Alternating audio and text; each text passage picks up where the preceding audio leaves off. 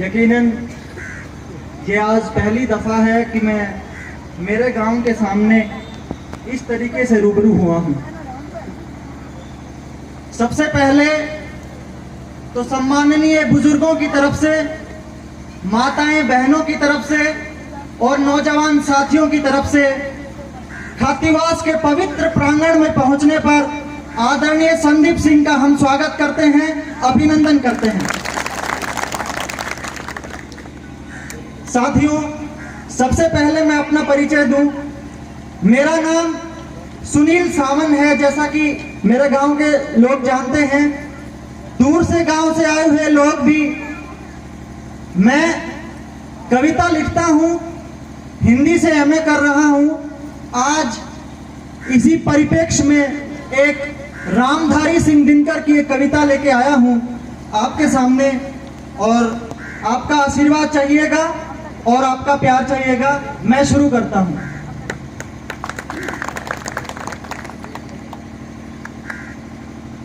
कविता का परिप्रेक्ष्य यह है कि जब पांडव वनवास चले जाते हैं और दुर्योधन के पास जब वो श्री कृष्ण को अपना दूत बनाकर भेजते हैं, तब श्री कृष्ण दुर्योधन से बातचीत करते हैं, संवाद करते हैं, और उसी परिप्रेक्ष्य की यह कविता है। श्री कृष्ण और दुर्योधन के बीच में क्या संवाद होता है, वो इस कविता के माध्यम से आपको पता चलेगा। मैं शुरू करता हूं। वर्षों तक वन में घूम घूम, बाधा विघ्नों को चूम चूम, सह धूप घाम पानी पत्थर, पांडव आए कुछ और निखर।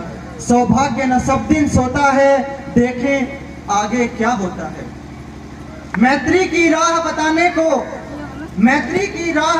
को, सबको सुमार्ग पर लाने को, दुर्योधन को समझाने को, भीषण विध्वंस बचाने को, भगवान हस्तिनापुर आए, पांडव का संदेशा लाए। और कहा कि दो न्याय तो अगर आधा दो, यदि इसमें भी कुछ बाधा हो तो दे दो केवल 5 ग्राम, रखो अपनी धरती तमाम, हम वही खुशी से खाएंगे, परिजन पर असीना उठाएंगे, परिजन पर असीना उठाएंगे। पर दुर्योधन वो भी दे न सका, आशीष समाज की ले न सका, उल्टे हरि को बांधने चला, जो था असाध्य साधने चला। जब नाश मनुष्य पर आता है, पहले विवेक मर जाता है। रामधारी सिंह दिनकर कहते हैं, जब नाश मनुष्य का आता है तो पहले उसका विवेक मर जाता है।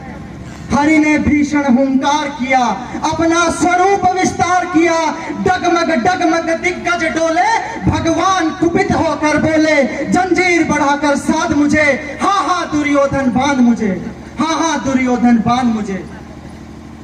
भगवान श्री कृष्ण कहते हैं, दुर्योधन से संवाद करते हैं, ये देख गगन मुझ में लय है, ये देख पवन मुझ में लय है, मुझ में विलीन झंकार सकल, मुझ में लय है संसार सकल, अमरत्व फूलता है मुझ में, संघार झूलता है मुझ में, संघार झूलता है मुझ में। उद्याचल मेरा दीप्त भाल, भूमंडल वक्ष स्थल विशाल, भुज परिधि बंध को घेरे हैं, मैं नाक मेरु पर्वत, मैं नाक मेरु सब मेरे हैं, दिपते जो ग्रह नक्षत्र निकर, सब हैं मेरे मुख के अंदर। श्री कृष्ण भगवान वहां पे मुंह फाड़ के दिखाते हैं, और दुर्योधन हक्के बक्के, सब हैं मेरे मुख के अंदर। दृग हो तो दृश्याकांड देख, मुझ में सारा ब्रह्मांड देख, चर अचर जीव क्षर अक्षर, नश्वर मनुष्य सुर जाति अमर, शतकोटि सूर्य शतकोटि चंद्र, शतकोटि सरित सर सिंधु मंद्र, शतकोटि विष्णु ब्रह्मा महेश, शतकोटि जिष्णु जलपति धनेश, शतकोटि रुद्र शतकोटि काल, शतकोटि दंडधर लोकपाल, जंजीर बढ़ाकर साधी ने, हाँ हाँ दुर्योधन बांधी ने, हाँ हाँ दुर्योधन बांधी ने।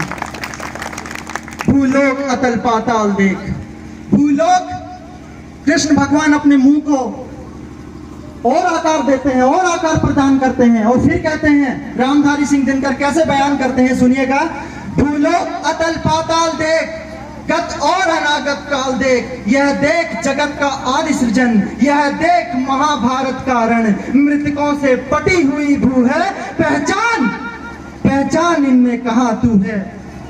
अंबर में कुंतल जाल दे, पद के नीचे पाताल देख, मुट्ठी में तीनों काल देख, मेरा स्वरूप विकराल देख। सब जन्म मुझी से पाते हैं, फिर लौट मुझी में आते हैं। जिव्या से करती ज्वाल सघन, सांसों में पाता जन्म पवन। पड़ जाती मेरी दृष्टि जिधर, हंसने लगती है सृष्टि उधर। मैं जब भी मूंदता हूँ लोचन, छा जाता चारों ओर मरण, छा जाता चारों ओर मरण। बांधने मुझे तू आया है, बांधने मुझे तू आया है। जंजीर बड़ी क्या लाया है, यदि मुझे बांधना चाहे मन, पहले तो बांध अनंत गगन। सुने को साध न सकता है, वो मुझे बांध कब सकता है, वो मुझे बांध कब सकता है। श्री कृष्ण भगवान अपना अंतिम संदेश सुनाते हैं और कहते हैं, हित वचन नहीं तूने माना। यदि अगर सबके हित का वचन तूने नहीं माना, तब कहते हैं हित वचन नहीं तूने माना, मैत्री का मूल्य न पहचाना, तो ले मैं भी अब जाता हूँ, अंतिम संकल्प सुनाता हूँ। याचना नहीं अब रण होगा, जीवन जय की मरण होगा। टकराएंगे नक्षत्र निकर, बरसेगी भू पर बहनी प्रखर। फण शेष नाग का डोलेगा, विकराल काल मुंह खोलेगा, विकराल काल मुंह खोलेगा।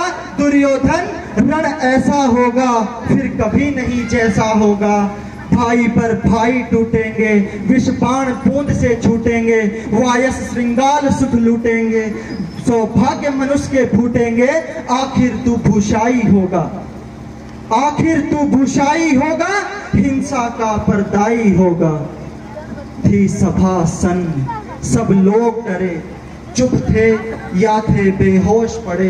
केवल दो नर ना घाते थे, धृतराष्ट्र विदुर सुख पाते थे। दोनों खड़े प्रमुदित निर्भय, दोनों पुकारते थे जय जय जय जय। साथियों, इस कविता का परिप्रेक्ष्य आप इस तरीके से ले सकते हैं कि आजादी के 75 साल के बाद भी इस देश की जनता वनवास के ऊपर है, वनवास में है इस देश की जनता। तो इसीलिए संदीप सिंह जी से हमें कंधा से कंधा मिलाकर के खड़े होना है, और जो हम वनवास पे हैं और जो हमारा हक है, जो हमारे लिए हक है, जो बुनियादी सुविधाएं हमें उन्हें प्राप्त करना है। एक बार फिर से आप सभी का धन्यवाद, बहुत बहुत धन्यवाद।